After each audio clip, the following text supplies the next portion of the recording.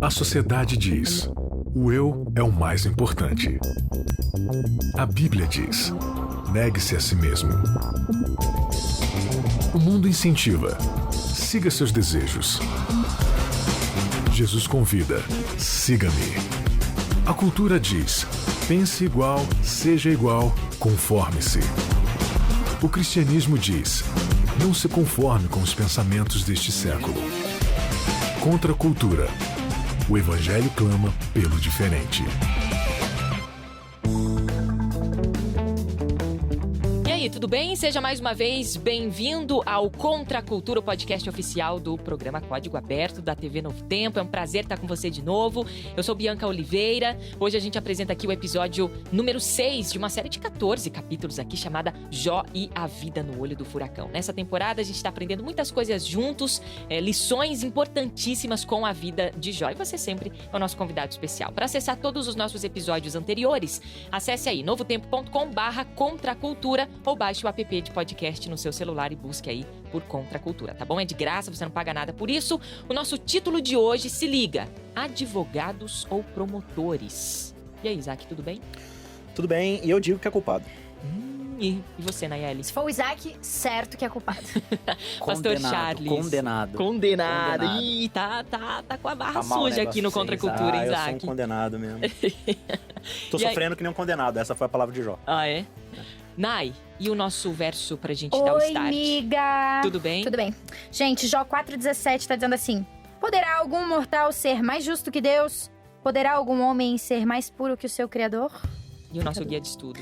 Nosso guia de estudo aí, gente, vai falar um pouquinho sobre as grandes questões da vida, as questões que são realmente importantes, como a fé, a salvação, a teologia, a morte, algumas que a gente já até comentou em episódios anteriores, e como a dor e o sofrimento nos trazem para uma realidade em que a gente começa a pensar nessas coisas, que são as que realmente importam.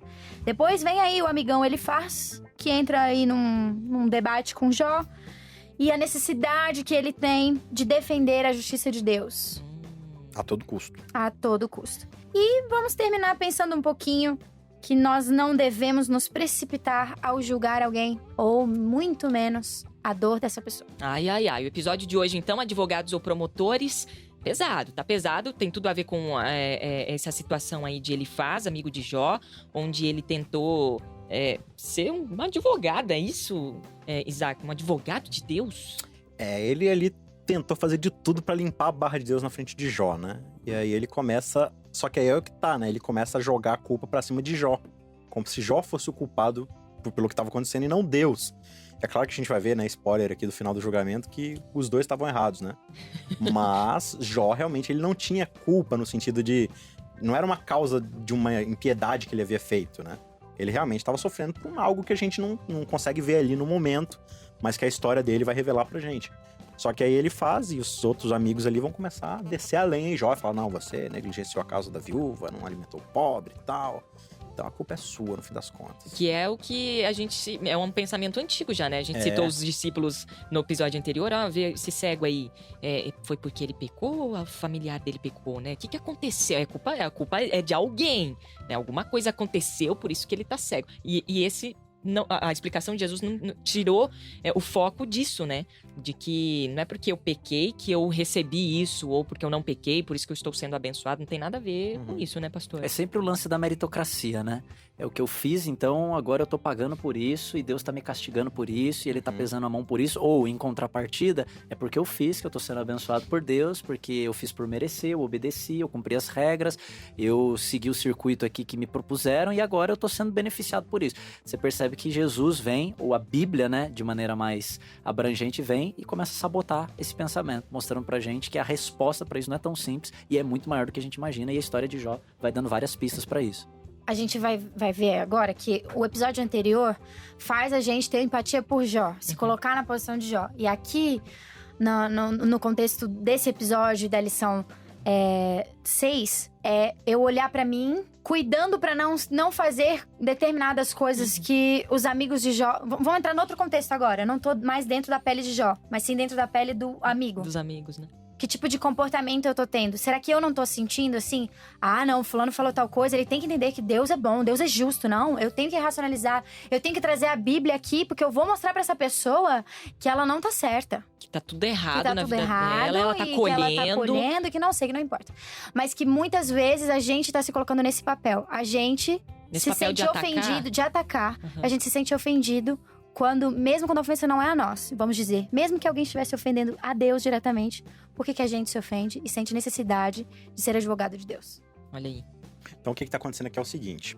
Como a gente falou no episódio passado, né? O Jó tava lá de boas, curtindo ali os sorrows, os sofrimentos e, né, a sua angústia. Tava na fossa ali, ouvindo música sertaneja. Aí, de repente, chegam os amigos dele pra poder consolá-lo. Só que eles não aguentam, né? A coisa tá tão feia que eles começam a chorar também. E ficam em silêncio ali por 7 dias. Isso tudo até o final do capítulo 2.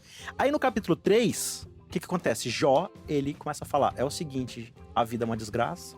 Eu quero morrer, maldito dia que eu nasci, que foi o que a gente discutiu no episódio passado. E aí ele começa a falar isso, não, porque tá sendo injusto comigo, eu não fiz nada, e Deus me castigou, e eu não quero mais viver, que ele me leve embora. E aí nessa acusação, nesse desabafo que ele faz, que a gente já viu que Deus não tinha problema nenhum com isso, mas aí alguém se doeu do fato de Jó estar questionando Deus. E aí a gente percebe no capítulo 4, um camarada chamado Elifaz, ele começa a falar assim, não, peraí, Jó, você tá falando uns negócios aí meio equivocado. Você tá falando aí que você não quer viver, porque a vida é injusta, que você tá... Alguma coisa aconteceu. E aí ele começa a fazer ali o seu papel de advogado de Deus e promotor de Jó. Porque pra defender Deus, ele precisa acusar Jó.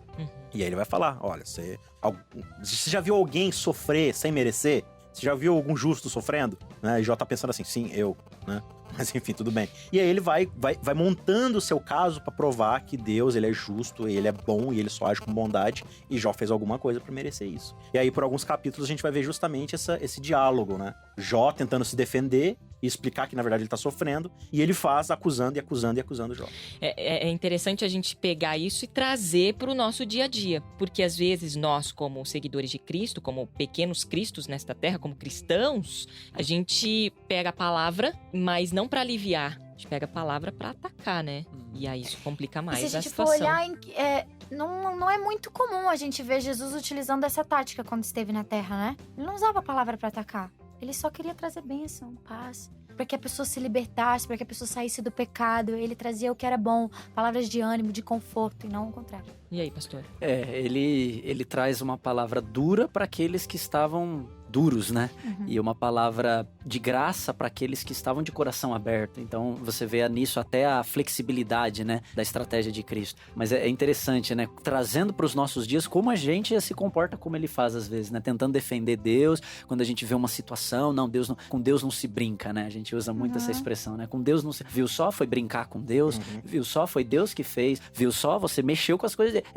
É como se a gente estivesse se comportando na posição de advogados de Deus e promotores das pessoas. Só que, na realidade, o Deus que se fez gente é o Deus que veio para advogar a causa dos seres humanos, né? É o Deus que veio para defender os seres humanos e não para acusar os seres humanos. Aliás, a posição de promotor do ser humano não é de Jesus. A posição daquele que promove a acusação contra os seres humanos é do outro, que não Jesus. Então, eu acho que isso daí leva a gente, dá pistas pra gente pensar qual é a nossa posição. Não seguindo o legado de Elifaz, mas seguindo o legado de Cristo, né? Que veio, como disse a Nayeli, pra confortar, pra consolar. E até mesmo nas reprovações que ele fazia, quando ele tinha que botar amor, o dedo né? na cara, exatamente, quando que tinha que virar as mesas do templo, ele fazia isso com amor, ele fazia isso com os olhos mareados de lágrimas, ele fazia isso com compaixão. A reprovação dele era sempre com amor, porque ele ama, ele disciplina aqueles que ama, né? Então, o amor é o combustível da disciplina, da reprovação ou até mesmo da correção. Nunca E tá a reprovação, ela é a reprovação ao pecado e não à pessoa que peca. E muitas vezes a gente tem dificuldade de lidar com isso. Então, a pessoa tá fazendo uma coisa errada, em vez de eu reprovar o que ela faz, eu reprovo ela. Então, estamos E às vezes eu até equivocados aí. resumo ela àquela atitude. Eu exatamente. sintetizo a vida toda da pessoa a uma Aquele atitude. evento, Eu rotulo, a pessoa é isso. Por quê? Porque num momento da vida dela, ela fez isso. Ela adulterou, ela usou droga, ela foi pra balada, ela postou uma foto no Você já Facebook. rotula a pessoa, Rotulei. né? Ele é quem? Ele é aquele que fez aquilo. Sendo que a vida, ele viveu 20 anos, 30 anos, 40 anos, 60. Ele fez muitas outras coisas além daquilo. Mas a gente se lembra daquela pessoa pelo estigma daquilo que ela fez de errado. É o que ela fez e não o que ela é. Exatamente. Se você tá acompanhando o nosso guia de estudo, ou já leu ou ainda vai ler, ou se você não vai ler, eu vou ler aqui pra vocês. A citação é da Ciência do Bom Viver, página 163. Muitos pensam que estão representando a justiça de Deus, enquanto deixam inteiramente de lhe representar a ternura e o grande amor. Muitas vezes a quem eles tratam com severidade e rispidez se acham pressionados pela tentação. Satanás está lutando com essas pessoas. E as palavras ásperas, destituídas de compaixão, desanimam-nas, fazendo-as cair presa do poder do tentador. Então, às vezes a gente se coloca nessa posição, a nossa forma de colocar as palavras, de se impor, ela faz o efeito contrário. Em vez de eu trazer essa pessoa, eu coloco ela mais nas garras de Satanás. Porque eu preciso demonstrar compaixão e ternura e amor. A gente não tem que defender Jesus, a gente tem que ser Jesus para aquela pessoa, né? Esse é o ponto. Perfeito. Quando a gente cai nesse erro de tentar defender a Deus, o seu caráter, a gente, em vez de advogado, muitas vezes se torna promotor do próprio Deus por causa dos nossos argumentos. E aí a Anaeli tava lendo ali, eu lembrei de um negócio que vocês devem lembrar também. Sabe no episódio do Chaves?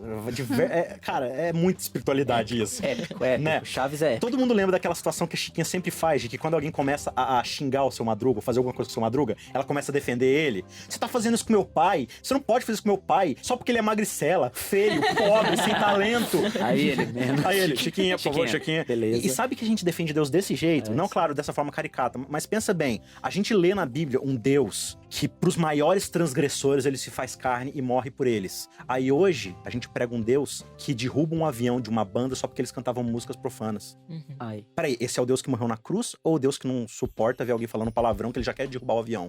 Ah, o cara na novela beijou outro homem, por isso que ele foi morto. Peraí, mas a gente tá falando do mesmo Deus aqui e aí um advogado se torna um promotor do próprio Deus. Os argumentos que a gente usa são contra o caráter do próprio Deus que o grande conflito tá tentando responder. Então, aqui ele tá fazendo justamente a mesma coisa. Nesse ímpeto de tentar defender Deus, ele tá colocando Deus em maus lençóis. Assim como a Chiquinha fez com o seu Madruga. Apesar de, inclusive, o Guia de Estudo citar que em várias colocações ele estava correto, mas algumas coisas que ele estava falando não eram válidas porque estavam fora de contexto. Tava generalizando. Isso que é interessante. Isso é um perigo. Exato. Isso é um perigo. A gente pega...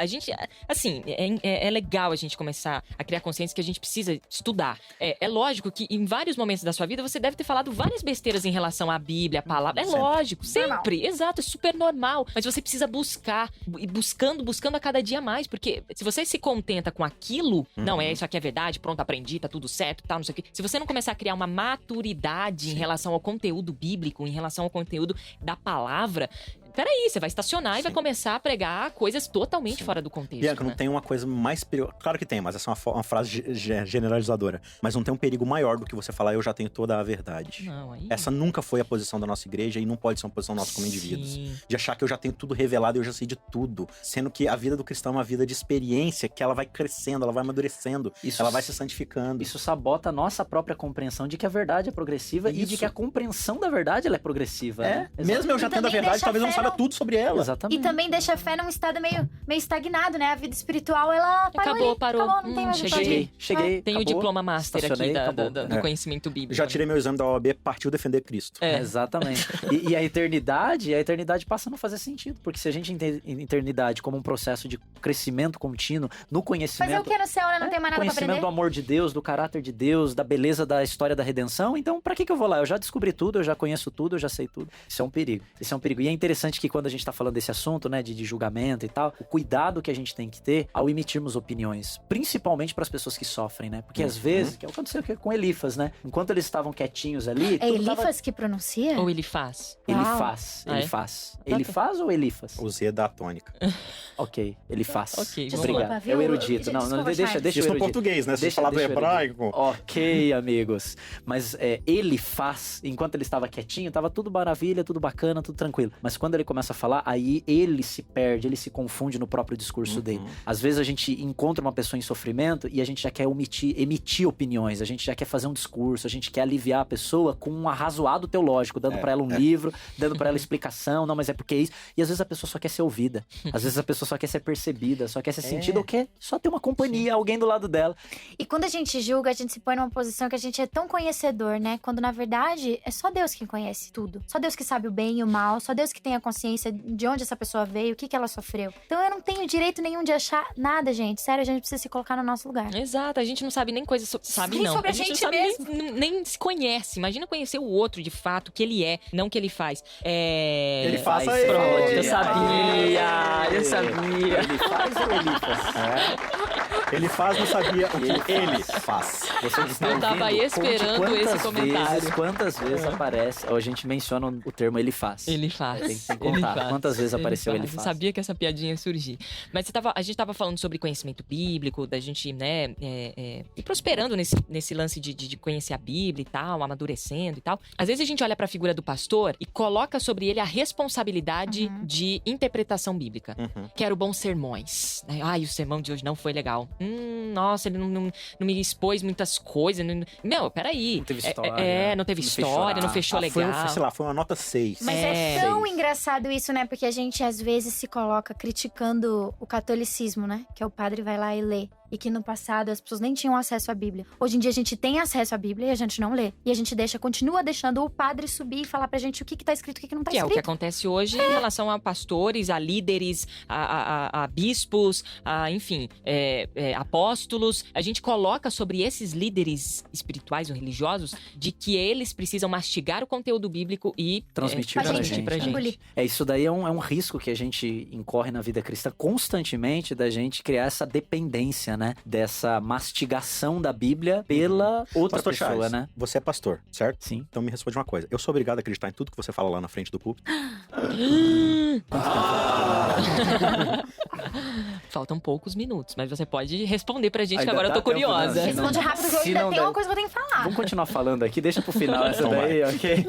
Não, eu entendo que toda verdade vem de Deus. Sim. Toda verdade vem de Deus, independentemente da boca que a disse. Então, se é da boca do pastor, se é da boca do amigo, se é da boca da mãe, do pai, se é da boca de outro líder religioso, toda verdade vem de Deus. E eu preciso ter familiaridade com o texto que me Isso. apresenta essa verdade para que eu possa filtrar e discernir essa Eu preciso verdade. comparar Legal. o seu discurso com o discurso da Bíblia. né? Exatamente. A nossa régua de medida não é o discurso de um líder religioso, de um pastor, Ou bispo, status apóstolo, desse- ou de um status, autoridade, diploma, enfim. O nosso filtro é a palavra. Se nós somos o povo da palavra, se nós somos o povo que entende que a revelação de Deus está disponível para nós através do texto, então a gente tem que ter familiaridade com o texto. E o texto vai nos ajudar a filtrar aquilo que é de fato verdade, ou que está em harmonia com a verdade, e aquilo que não está em harmonia com a verdade. E eu acredito que a partir desse momento, por mais que você esteja sentindo Isso que sua eu vida falei é espiritual- verdade? Isso que eu falei é verdade? Então, estamos Daqui a todos pouco eu te respondo, porque eu tô Processando. conferindo Olha aqui na minha a Bíblia.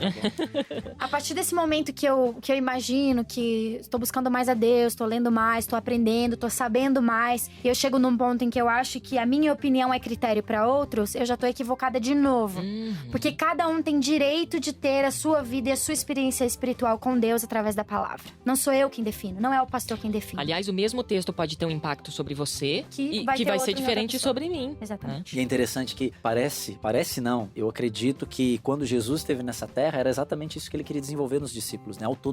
Autonomia. Então, é a arte, Jesus, ele desenvolveu a arte de se tornar desnecessário. Desnecessário no sentido de que os discípulos agora farão coisas maiores, porque eles terão familiaridade com tudo aquilo que eu os ensinei, e eles darão continuidade a esse trabalho. Eles tentaram segurar Jesus, né? Eles tentaram fazer de Jesus o centro, no sentido, não fica com a gente, não, eu pro lugar onde eu tô indo, vocês não podem ir, eu tô indo, chega, já fiquei demais aqui com vocês, eu vou morrer na sexta-feira, eu vou ressuscitar no terceiro dia, e eu vou vir buscar vocês, mas nesse gap, nesse intervalo, vocês vão ter que desenvolver a autonomia de vocês, fazer o trabalho de vocês, eu estarei convosco, mas agora, a partir de agora é com vocês. Então você percebe que, eu acho que o trabalho do líder religioso, e falo como pastor, é procurar desenvolver essa autonomia, onde a pessoa se familiariza tanto com o texto, tanto com esse Cristo que está disponível para nós, que ela caminha sozinha. E esse desenvolvimento, esse discipulado, ele tem que carregar aquela marca que primeiro esse líder religioso aprendeu. De quem ele aprendeu? Exato. Né? É o que Paulo vai falar, sejam meus imitadores como eu sim. sou de Cristo. Quando eu parar de ser imitador de Cristo, vocês parem de me imitar também. E olha que responsa, né? Ele fala assim, pode me imitar, pode me imitar. Mas ele fala, enquanto eu for seguidor de Cristo. Exatamente, pode me No imitar. momento em que porque... eu não estiver representando Cristo, Exato. tira o olho de mim. Exatamente. Tira o olho de mim, cara. Exatamente. Tira o olho de mim. E como que você vai saber se ele tá ou não tá representando Cristo? Aí você tem que conhecer quem é Cristo. Ok. Entendeu? E aí a gente precisa mergulhar na palavra. Né? Ele faz aqui, ele fala de revelações noturnas e de não sei o que lá, mas no fim das contas ele usou tudo isso pra quê? Ele usou tudo isso pra defender uma ortodoxia fria, um costume, um tratado teológico. Por quê? Porque ele estava mais interessado em estar certo do que em cuidar de Jó. E muitas vezes a gente permite que a religião faça a gente querer estar mais certo do que estar mais amando. E a gente tem que ter esse equilíbrio de estar certo enquanto amamos. Exato. Porque a verdade, ela só serve pra uma coisa, pra revelar o caráter de Deus. E Deus é amor. Aliás, Deus morreu por gente. E o que motivou a morte de Deus por nós foi o amor. Então Deus não morreu por um conjunto de doutrinas, de dogmas, ele não morreu por verdades frias, vazias, escritas em livros que se empoeiram e que a traça corrói, não. Ele morreu por gente. Então o que motivou o coração de Deus foi o amor. A religião de Cristo tem que ver com o amor, acima de poder ou verdade. E hoje, no contexto da sociedade evangélica contemporânea, a gente percebe que há uma polarização muito grande. De um lado tem aqueles que defendem a verdade, nós temos a verdade, legal, bacana, tem o seu valor, e de outro lado nós temos aqueles que defendem o poder, não, porque nós temos a unção, nós temos o fervor, nós temos o poder, aqui a gente fala, acontece. Então se de um lado a gente tem a verdade, do outro lado a gente tem o poder, eu pergunto, onde é que fica o amor nessa história? A religião de Cristo é a religião cuja base, fundamento é o amor. É o amor em verdade e é o amor no poder, mas a base da religião é o amor. É o amor. Eu escutei esses dias de um líder religioso de que ele tinha uma festa pra ir e tal, e essa festa era do irmão dele. O irmão dele não é um cristão, assim, né, praticante, não tá distante dos caminhos de Deus, e era aniversário do irmão dele, e o irmão dele falou assim, e aí, você não vai vir na minha festa? Ele é um pastor, né, esse irmão esse irmão tá fora da igreja, e esse cara que eu escutei, ele é um pastor, e aí ele falou assim, não, eu não posso ir na sua festa. Poxa, mas você é o meu irmão. Não, mas olha a posição que eu sou pastor e tal, não sei o quê. Resumindo, ele foi à festa. Mas assim, depois de tanto relutar. Aí eu falei assim, poxa, mas eu acho que devia ser algo natural. Ele não exatamente. Por quê? Porque e aí depois ele falou, ele confessou, ele falou assim, olha, eu fiquei pensando no que os outros iam falar de mim e tal, não sei o quê. Ah, mas lá era um pagode, era uma festa não sei do quê, era ruim o ambiente que eu estaria, mas poxa, eu não tô indo lá por esses motivos, eu tô indo lá pra amar o meu irmão e dizer, eu estou aqui, eu tô aqui com você. Lucas 15 conta uma história parecida, né? Ele ouviu as músicas tocando lá dentro e falou, eu não vou participar dessa festa, não. E era um irmão, né? Um irmão mais velho que não tava nem aí pra participar da festa, porque na real ele ainda não tinha aprendido que ele deveria, em primeiro lugar, amar o irmão. Ele tava preocupado com imagem, preocupado com a reputação, preocupado com o que o pai ia pensar, preocupado com um monte de coisa, mas não preocupado com a base, que é o amor. E a gente tá falando disso tudo porque o amigo de Jó, o Elifaz, né? Ele foi infeliz, né, na tentativa de ser um advogado de Deus. Ele rotulou Jó, né, que é o que a gente faz, infelizmente. Sim. Que a gente faz, você viu? Ele faz não é mais ele faz, ele faz o que a gente faz. E aí eu acho que fica legal a gente comentar aqui o que Paulo vai falar lá em Romanos 2, quando a gente assume esse papel de ser advogado de Deus e o promotor dos outros. Verso 1. Portanto, você que julga os outros é indesculpável, pois está condenando a si mesmo naquilo em que julga. O que ele está falando aqui é o seguinte, quando você estabelece critérios para julgar o outro, você está estabelecendo critérios sobre você mesmo. Está condenando a si mesmo naquilo em que julga, visto que você que julga pratica as mesmas coisas. A crítica fala de si.